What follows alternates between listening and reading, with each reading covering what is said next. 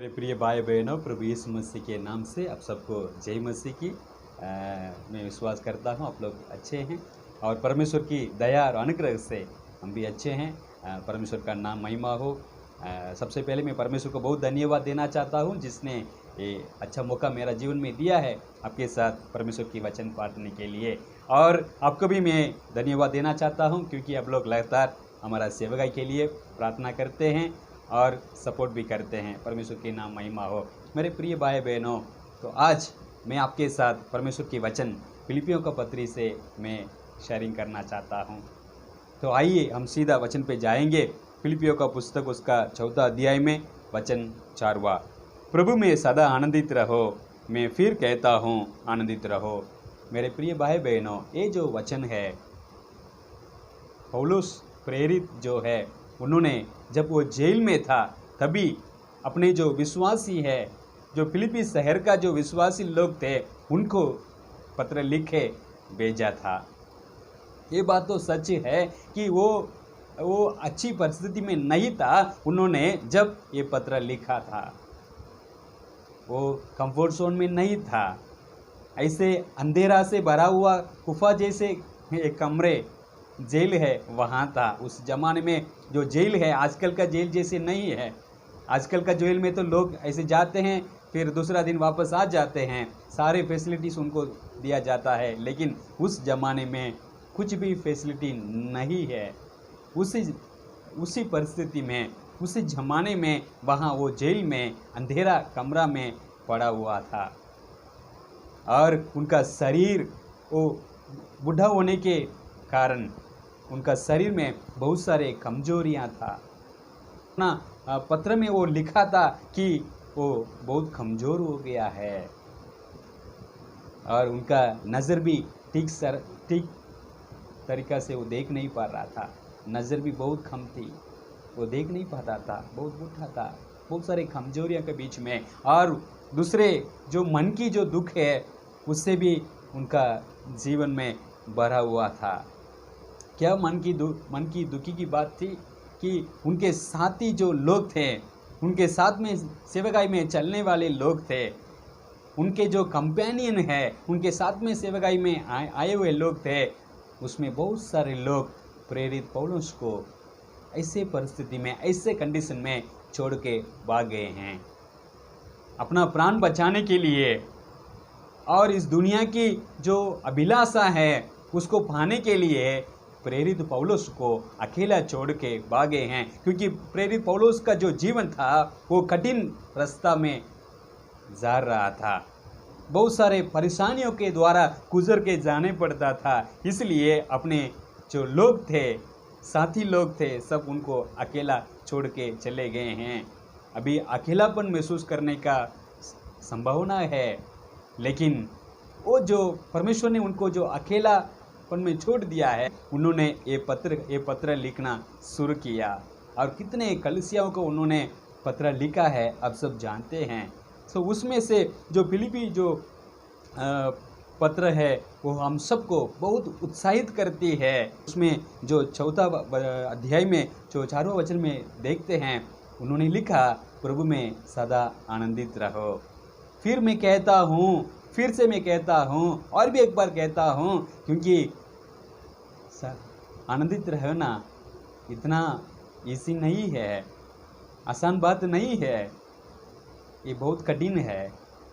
इसलिए उन्होंने बोला, फिर से मैं बोलता हूँ, प्रभु में सदा आनंदित रहो। आनंदित रहो मेरे प्रिय भाई बहनों। तो वही उन्होंने लिखा था। ऐसे परिस्थिति में नहीं था तो ऐसे लिखने के लिए। मेरे प्रिय भाई बहनों, जो हम कई बार सोचते हैं कि हमारा जो आनंदित है या हमारा जो खुशी है वो जहाँ के डिपेंड करती है, जहाँ हम रहते हैं उसको डिपेंड करती है। नहीं है मेरे प्रिय भाई बहनों। भले हम यहाँ हैं या सूखे हुए ज़मीन में हो या हरियाली ज़मीन में हो या डूंगर इलाके में हो या मैदान इलाके में हो, कहीं भी हो, वो जहाँ हम रहते हैं उसको डिपेंड नहीं करता है। जो सच्चाई खुशी है, जो सच्चाई आनंद है। कई बार हम सोचते हैं कि अगर मैं इसके साथ रहूं तो मैं खुश रहूँगा, अगर मैं ये चीज़ मुझे मिलेगा तो मैं आनंदित रहूँगा। नहीं है। हमारा जो आनंदित है, हमारा जो खुशी है, किसी लोगों को डिपेंड नहीं करती है, या हमारा जो खुशी है किसी वस्तु को डिपेंड नहीं करती है। अगर वो वस्तु मेरे पास होगा तो मैं खुश रहूँगा, अगर मेरे पास एक बहुत बड़ा बंगला होगा तो मैं खुश रहूँगा, अगर मेरे पास एक गाड़ी हो तो मैं खुश रहूँगा, या अगर मेरे पास वो सामान हो तो मैं बहुत खुश रहूँगा। मेरे प्रिय भाई बहनों, वो कोई भी चीज़ों को डिपेंड नहीं करती है, सच्चाई आनंदित है। तो इसलिए उन्होंने लिखा है, वो खुद खुश होता है, वो खुद आनंदित है। उनका जीवन में बहुत सारे परेशानियां हैं, और जो आने वाला दिनों में उनका जीवन में क्या होगा वो बिल्कुल नहीं जानता था। बिल्कुल खाली लग रहा है, पूरा अंधेरा लग रहा है कि कल क्या होगा, या कल परसों क्या होगा, या आने वाला साल में क्या होगा। हमारे जैसे ही हालत में वो भी था, फिर भी उन्होंने लिखा, आनंदित रहो। मेरे प्रिय भाई बहनों, प्रभु में सदाकाल आनंदित रहो। लेकिन मसीह लोगों के लिए परमेश्वर आनंद देता है। मसीह लोगों के लिए प्रभु है ना खुशी देते हैं। वो कैसे देते हैं? वो जो आनंद पाने के लिए या खुशी पाने के लिए हमको क्या करने पड़ेगा? तो नीचे का वचन यहाँ देख सकते हैं, जो 6वां वचन में देख सकते हैं, किसी भी बात की चिंता मत कर। क्योंकि जो चिंता करना है या चिंता नहीं करना है, खुश रहना है या खुश नहीं रहना है, वो हमारा ही हाथ में है। हम किसको चुनते हैं? अगर हम खुश रहने के लिए चुनते हैं तो खुश रहेंगे, अगर हम चिंता करने के लिए हम चुनेंगे या ऑप्शन ढूंढेंगे तो हम चिंता करते रहेंगे। यह हमारा ही हाथ में है मेरे प्रिय भाई बहनों। तो इसलिए वचन कहता है, किसी भी बात को चिंता मत करो, परंतु हर एक बात में तुम्हारा निवेदन, हर एक बात में तुम्हारा निवेदन प्रार्थना और विनंती के द्वारा धन्यवाद के साथ परमेश्वर की सम्मुख में उपस्थित किए जाए। मेरे प्रिय भाई बहनों, इन्होंने उनको बोला कि प्रार्थना करो, हर निवेदन, हर विनंती धन्यवाद के साथ, धन्यवाद के हृदय के साथ परमेश्वर के सम्मुख में जाके वहाँ बताओ। तो प्रार्थना करो। जब हमारा मन में चिंता बहुत बढ़ गई है, जब चिंता हमारा मन को खा रही है, तब हम एक काम करने का है, वो परमेश्वर का सम्मुख है। मेरे प्रिय भाई बहनों, इस दुनिया में कोई भी किसी का भी ऐसे मौका नहीं मिला है, सिर्फ हमको, सिर्फ आपको और मुझे मिला है कि परमेश्वर का सम्मुख में जाके जो आनंद है, जो परमेश्वर की जो आनंद है, उसको पाने के लिए। प्रभु की आनंद जो है वो हमारा ताकत है। मेरे प्रिय भाई बहनों, वो ताकत हमको पाने के लिए हमको एक ही रास्ता है, वो परमेश्वर की सम्मुख में जाना है। अगर परमेश्वर के सम्मुख में जाने से परमेश्वर हमारे जीवन में क्या करेंगे? क्या कुछ मंदिर बंदर करके ऐसे चलो और आज से तुमको चिंता बिल्कुल नहीं आएगा, ऐसे नहीं है। कल से तुम्हारा जीवन में कोई भी परेशान नहीं आएगा, ऐसे नहीं है। तो हम इस दुनिया में है और हम इस शरीर में है, तो हमको चिंता होती है, होगा ही है। चिंता नहीं होगा करके कोई भी गारंटी नहीं दिए हैं, या परमेश्वर भी अपने लोगों को, विश्वासी लोगों को कभी भी गारंटी नहीं दिए हैं कि तुमको चिंता होगा भी नहीं, ऐसे नहीं है। लेकिन उन्होंने लिखा है, चिंता मत करो, मैं तुम्हारे संग हूँ, वही लिखा है। मेरे प्रिय भाई बहनों, हम जब तक हम इस दुनिया में रहेंगे कि हमारा मन में चिंता होती है, क्योंकि हमारे अंदर जो आत्मा है इस दुनिया का नहीं है, वो स्वर्ग का है, वो परमेश्वर का है, वो आनंद काल की बात है। तो जब तक हम आनंद काल में पहुँचेंगे, तब तक हमारा मन में इस दुनिया में चिंता होगा ही होगा। लेकिन चिंता को कैसे मैनेज करना है, कैसे उसको हैंडल करना है, हमें परमेश्वर ने सिखाया है, और पौलुस प्रेरितों भी सीखा है। इसलिए उन्होंने बोला है कि किसी भी बात को चिंता मत करो, क्योंकि ज़्यादा से ज़्यादा हमारा जो चिंता है, खाने के लिए सोचती है, और कपड़े के लिए सोचते हैं, और रहने के लिए जो मकान है उसके लिए सोचते हैं। जो मत्ती का सुसमाचार में 6वां अध्याय में हम देख सकते हैं तो खाने के लिए चिंता करते हैं, कल हम क्या खाएंगे और कल हम क्या कपड़ा पहनेंगे या कल हम कहाँ रहेंगे। हमारे लिए रहने के लिए कोई भी ज़मीन नहीं है, एक छोटा मकान भी नहीं है। तो वही चिंता हमारा मन में होती है। तो इसलिए बोल रहे हैं कोई भी बात है, खाना हो, कपड़ा हो, ज़मीन हो, कोई भी बात को चिंता नहीं करना, बल्कि हर बातों को परमेश्वर के सम्मुख में ले जाना और निवेदन करना और परमेश्वर से विनती करना। मेरे प्रिय भाई बहनों, यही हमको सिखाया जाता है। तो ऐसे करने से क्या होगा? तो नीचे का वचन मैं आपको पढ़ना चाहता हूँ। तो ऐसे लिखा है, तब परमेश्वर की शांति, 7वां वचन, तब परमेश्वर की शांति जो सारी समझ से परे हैं, तुम्हारे हृदय और तुम्हारे विचारों को मसीह यीशु में सुरक्षित रखेगी। तो जब हम प्रार्थना करेंगे, हमारा हृदय का जो सोच विचार है, हमारा जो भय है, भविष्य का जो भय है, डर है, उसको हैंडल करने का जो ताकत है, हैंडल करने का जो सामर्थ्य या शक्ति है, हमको प्रार्थना में ही मिलती है। तो यही लिखा है कि ताकि हम हमारा जो सोच विचार है, हमारा का जो हृदय है, हमारा क्या बोलते हैं विचारों है, उसको सही तरह से संभाल के और हमारे हृदय से शांति, परमेश्वर की शांति उसको उत्पन्न करती है। परमेश्वर जब हमारा दिल में परमेश्वर की शांति उत्पन्न होती है, तब हमारा मन खुश रहता है मेरे प्रिय भाई बहनों, और तृप्त रहता है। तब तक तृप्त नहीं होगा, तब तक खुशी नहीं होगा जब परमेश्वर का शांति हमारा मन में ना मिले। जब परमेश्वर की शांति हमारा मन में हम पाएंगे, तब हम खुश रहेंगे, तब हम तृप्त रहेंगे मेरे प्रिय भाई बहनों। मेरे प्रिय भाई बहनों, प्रभु के सम्मुख में जाने से प्रभु परमेश्वर की शांति से भर के और हमारा जितने भी हृदय के विचार है उसको हैंडल करने के लिए, चिंताओं को जीतने का जो ताकत है, हमको प्रार्थना के द्वारा मिलती है मेरे प्रिय भाई बहनों। तो जब ऐसे मिला था, उन्होंने ख्याल लिखा। तो आइए, पौलुस को इतनी भी, मैंने पता है कि इतना कठिन परिस्थिति में है, फिर भी उन्होंने कैसे विचार किया, कैसे सारे चिंताओं को उन्होंने दूर करके कैसे उन्होंने जीता। आइए हम देखते हैं। सबसे पहली बात है, जो वो खुद लिखता है, वो आनंदित रहता है, खुद लिखता है। तो पहली बात है, मैं आपके लिए पढ़ना चाहता हूँ, पहला अध्याय में और वचन 20वां में लास्ट पोर्शन है। पर जैसे मेरा प्रबल साहस के कारण मसीह की बढ़ाई मेरी देह के द्वारा सदा होती रही है, वैसे ही अब भी हो, चाहे मैं जीवित रहूं या मर जाऊं।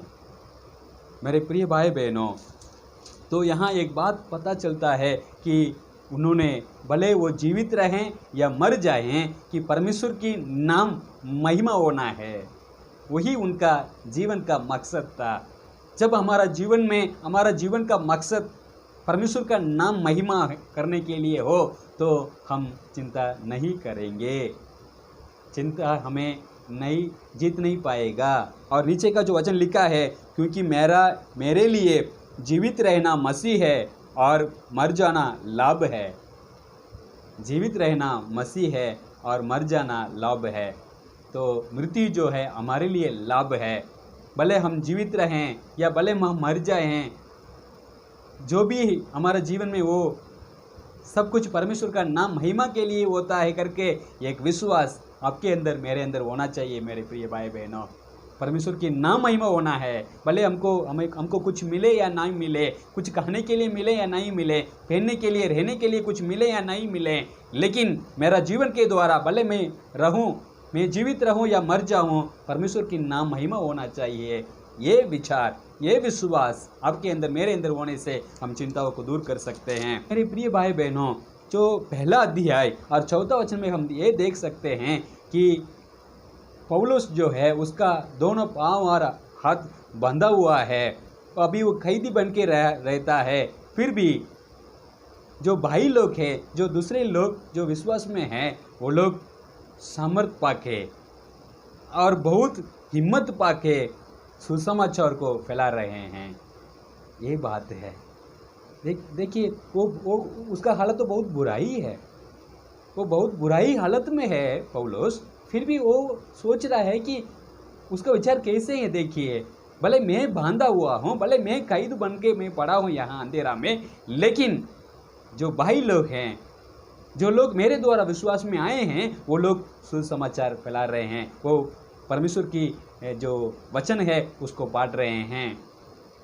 देखिए कैसे जो बुराई में भलाई सोचने वाला प्रेरित पौलुस है। अगर आप और मैं, हमारा परिस्थिति जितनी भी बुरा हो, जितनी भी खराब हो, फिर भी उसमें क्या भलाई है अगर सोचेंगे, वो सब कुछ हमारे जीवन में भलाई के लिए होती है। मेरे प्रिय भाई बहनों, अगर वो विश्वास हमारे अंदर होगा तो हम सदा प्रभु में आनंदित रहेंगे। और तीसरा कारण है दूसरा अध्याय में वचन 16, जो यहाँ हम देख सकते हैं कि वो बोल रहे हैं जो भी मैं परमेश्वर का नाम के लिए, या मैं जो भी परमेश्वर का राज्य के लिए काम किया हूँ या सेवकाई किया हूँ, उसमें कुछ भी व्यर्थ होने वाला नहीं है। मेरे प्रिय भाई बहनों, आप और मेरा जीवन में हम भी जब हम सोचेंगे कि जो भी काम है, जो भी सेवकाई हैं, या परमेश्वर का नाम महिमा करने के लिए, परमेश्वर का राज्य बढ़ाने के लिए जो भी करते हैं, वो कभी व्यर्थ नहीं होगा। उसकी फल जरूर परमेश्वर के दिन में और मसीह के दिन में हमें मिलेगा ही मिलेगा। वही विश्वास प्रेरित पौलुस को उस रखा। जो भी करते हैं, भले हम एक लोटा पानी दें किसी को, गरीबों को, उसका भी फल जरूर हमको मिलने वाला है। तो पौलुस प्रेरित ने कितने मेहनत किया परमेश्वर के राज्य के लिए, तो उसकी फल नहीं मिलेगा आपके जीवन में, मेरा जीवन में। जब हम स्वर्ग में जाएंगे, जब मसीह की दिन आएगा, न्याय की दिन आएगा, तब हम परमेश्वर के सिंहासन के सामने खड़ा रहेंगे। तभी परमेश्वर आपको मुझे देखे क्या बोलेगा। अगर घमंड करेंगे, आपको देखे, मुझे देखे, तो तारीफ करेंगे, तो वो खुश की बात है मेरे प्रिय भाई बहनों, वही आनंद की बात है। लास्ट बात है और चौथी बात ये है कि उन्होंने ये बोला 14 अध्याय में वचन 11वां से मैं 13वां तक आपके लिए पढ़ना चाहता हूँ। ये नहीं कि मैं अपनी गति के कारण ये कहता हूँ, क्योंकि मैंने ये सीखा है कि जिस दशा में हूँ उसी में संतोष करूं। मैं दीन होने भी जानता हूं और बढ़नी भी जानता हूं। हर एक बात और सब दशाओं में मैंने तृप्त होना, भूखा रहना और बढ़ना हटना सीखा हूं। मेरे प्रिय भाई बहनों, जो भी परिस्थिति है, जो भी हालत है, भले कुछ है, कुछ हो या ना हो, जो भी परिस्थिति है, उन्होंने सीखा है तृप्त होने के लिए, उन्होंने सीखा है कि संतोष रहने के लिए। जो भी परिस्थिति है, भले चीज़ मिले या नहीं मिले, या हमारे लिए कुछ मिले या नहीं मिले, भले पैसा हो या नहीं हो, जो भी हालत है, तृप्त रहना सीखा है। आपको, मुझे भी, कोई भी परिस्थिति है, कोई भी हालत है, तृप्त होना, संतोषित होना सीखना बहुत ज़रूरी है।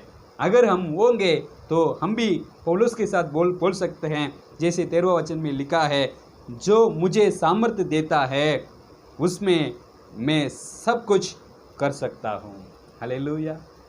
उन्होंने यही बोल रहा है, जो मुझे सामर्थ्य देता है, परमेश्वर है जिसने मुझे सामर्थ्य देता है, तो मैं सब कुछ कर सकता हूँ, सब कुछ कर सकता हूँ। क्योंकि परमेश्वर का जो सामर्थ्य हमारे लिए ज़रूरत है इस दुनिया में, जितने दिन हम रहेंगे, हमारा लास्ट दिन तक, हमारा अंतिम दिन तक, हमारा बहुत ज़रूरी है कि परमेश्वर की जो सामर्थ्य है, भले परमेश्वर हमारे लिए क्या प्लान रखे हैं, हमारे द्वारा क्या करना चाहते हैं, वो काम पूरा करने के लिए सामर्थ्य परमेश्वर हमको देते हैं।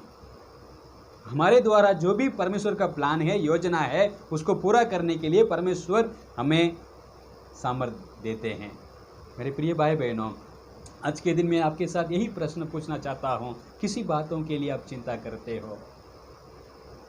जब बहुत चिंता करते हैं, आप कहाँ जाते हैं? लोगों के पास जाके कहते हैं या परमेश्वर की समझ में जाके बैठते हैं? किससे विनती करते हैं आपकी चिंताओं को दूर करने के लिए?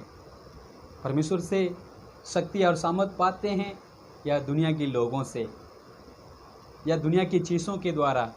अगर हम दुनिया का चीज़ या दुनिया की कोई भी सामान के द्वारा है ना हम खुश हो जाएंगे करके सोचेंगे तो हमारा पूरे ज़िंदगी हम भटकते रहेंगे, कभी भी हम तृप्त नहीं होंगे, कभी भी हम आनंदित नहीं होंगे, क्योंकि इस दुनिया का आशीर्वाद जो है, इस दुनिया में जो खुशी की बात है, आनंद की बात है, उससे हमारा जो आत्मा है वो कभी भी तृप्त नहीं होगा। सिर्फ जो आनंद काल की जो बात है, सिर्फ जो परमेश्वर की जो वचन है, उससे ही हम तृप्त रह सकते हैं और खुश रह सकते हैं। मेरे प्रिय भाई बहनों, परमेश्वर का नाम महिमा हो। आपके समय के लिए बहुत धन्यवाद।